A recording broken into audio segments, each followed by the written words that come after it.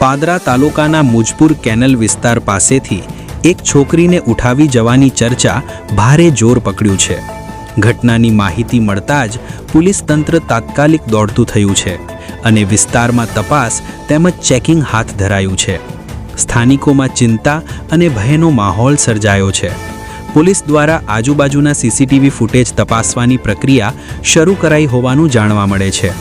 હાલ સમગ્ર મામલે સત્તાવાર પુષ્ટિ બાકી છે।